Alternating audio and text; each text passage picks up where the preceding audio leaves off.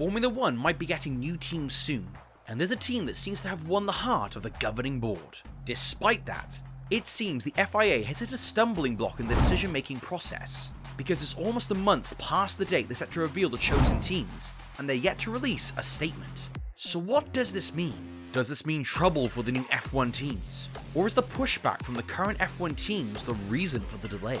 You'll only find out if you stick around. Let's get right to it. Before this year, several teams pushed to join Formula 1, but despite there being room for 2 teams, the organisation didn't allow anyone in.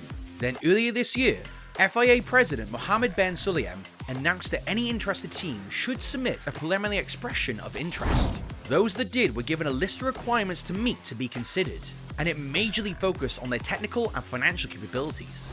Initially, the deadline for fulfilling those requirements was the 20th of April, which was the Sunday of the Azerbaijan Grand Prix. But it was later moved to May 15th because the FIA needed some more information.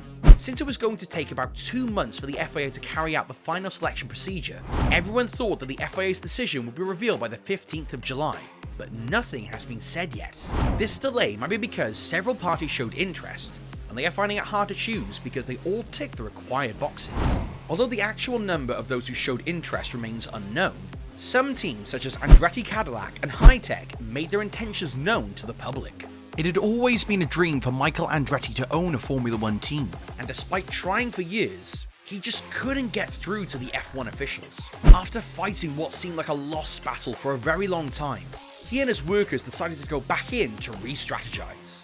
That seriously paid off because when Ben Sulayem made it known that they were ready to consider new teams, Andretti was ready with the good news of his own.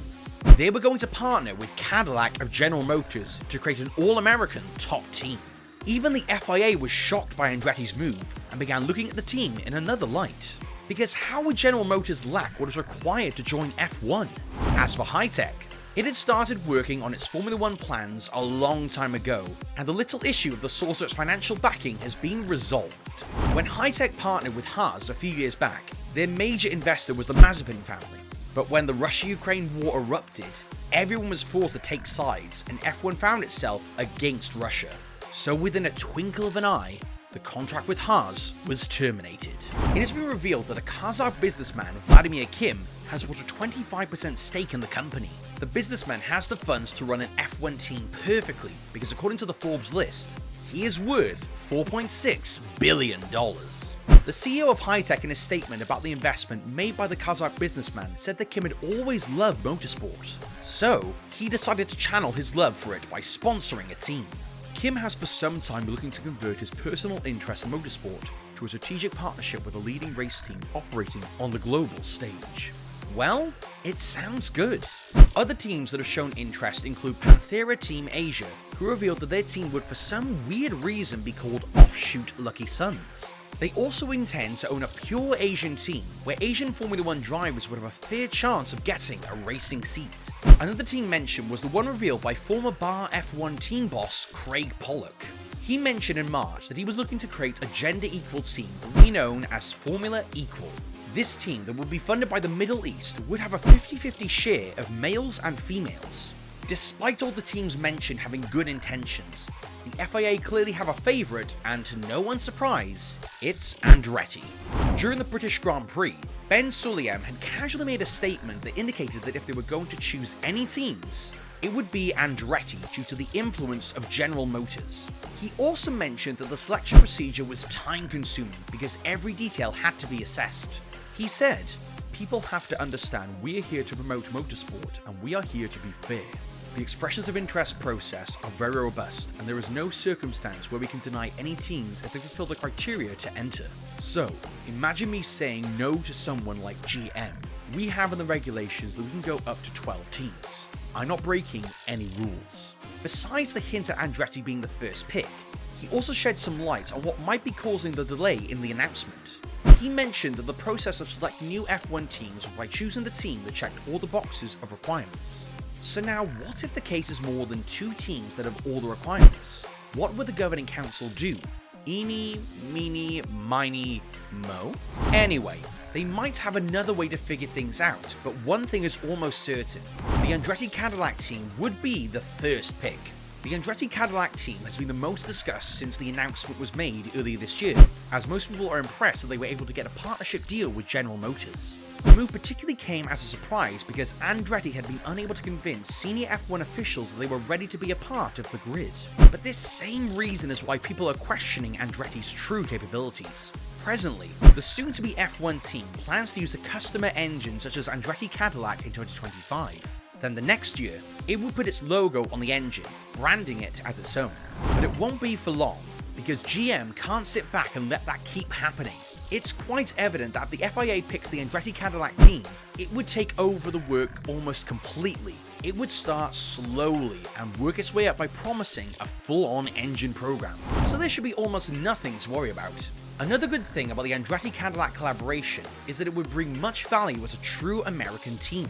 More fans from America would be interested in the motorsport, and it's something the organization wants. And although you might be thinking the Haas should be enough to gain the American support Formula One so desired, but truly, the only thing American about the team is the nationality of the owner. However, some believe that the fact that Andretti-Cadillac is an American team doesn't mean it would actually add value. Two staunch supporters of this stance are Ferrari and Mercedes team bosses Frederick Vasseur and Toto Wolff. Vasseur mentioned that the nationality of a team is no solid reason to consider a team, and Wolff believes the current F1 team should be involved in the decision-making process. This means they get to look through all the documents provided and choose which teams would be the best choice. The Mercedes team principal says that ideally, the process of accepting a new team on the grid should be similar to that of the US major sports leagues, where the approval of the current team is required. But now that they're pushing them to the sidelines, it would be best if they made the right choice. There is no mature sports league in the world, whether it's a National Football Championship or the Championship League, the NBA, the NFL, the NHL, where such a decision is possible. When you say I'm setting up a team and I'm joining, thank you very much for making me a part of the prize fund.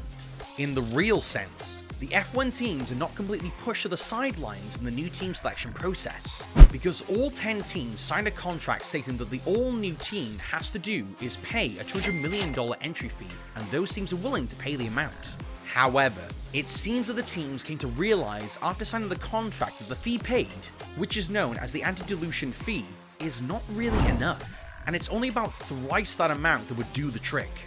Most of these teams looking forward to 2026, when they would sign another Concord agreement. They are all hoping that their grievances will be heard, and the anti-dilution fee will be increased to $600 million. If that is done, they won't have to worry about any other team joining. As for Andretti, they're hoping to join the grid by 2025, which would mean they won't be paying any extra fee if the second Concord agreement is made.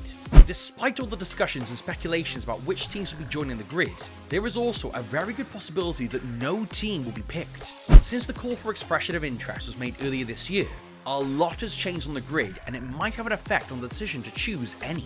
So the actual cause of the delay in announcement might be because the decision makers are torn between choosing a team that might end up being only good on paper and disappointing everyone that has been anticipating the arrival of new teams. For instance, in the case of Andretti, if after all these speculations about them being the top pick, they end up not being picked at all, it might affect the sport's American fan base. Some Americans might decide to shun F1 as a sort of solidarity with the American team.